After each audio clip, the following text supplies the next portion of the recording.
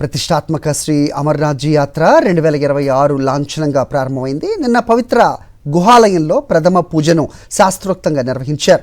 Jammu Kashmir lieutenant governor Manoj Sinha ఈ కార్యక్రమంలో పాల్గొని యాత్ర సన్నాహాలకు అధికారికంగా శ్రీకారం చుట్టారు. తెల్లవారుజాము నుంచి అమర్నాథ్ యాత్ర రిజిస్ట్రేషన్ ప్రక్రియ ప్రారంభమైంది.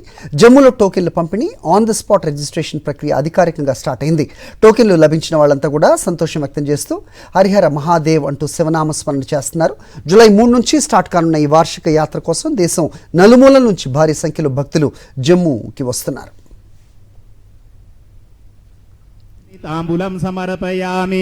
ओम नमस्त आयुधाय नादताय दृष्णवे उभाभ्यामुदते नमो बाहुभ्यां तव धन्वने द्रव्य दक्षिणाम् ओम मानो महन्तमुतमानो मानो महन्तमुतमानो अग्नितं అనంతనాగ్ జిల్లాలోని కాశ్మీర్ హిమాలయాల్లో సముద్ర మట్టానికి 3880 అడుగుల ఎత్తులో ఈ పవిత్ర గుహ ఉంది. ఇక్కడి మంచుతో సహజ సిద్ధంగా ఏర్పడే శివలింగాన్ని భక్తులు శివుని దివ్య శక్తులకు ప్రతీకగా భావిస్తారు. యాత్రికులు ప్రధానంగా 2 మార్గాల ద్వారా ఈ గుహకు చేరుకుంటారు. సంప్రదాయ పహల్గామ్ మార్గంలో ప్రయాణానికి 4 రోజులు పడుతుంది. జూలై 3న ప్రారంభమై ఆగస్టు 28న శ్రావణ పౌర్ణమి, రక్షాబంధన్ పండుగలతో ముగుస్తుంది. మొత్తం 57 రోజుల పాటు ఈ యాత్ర కొనసాగనుంది.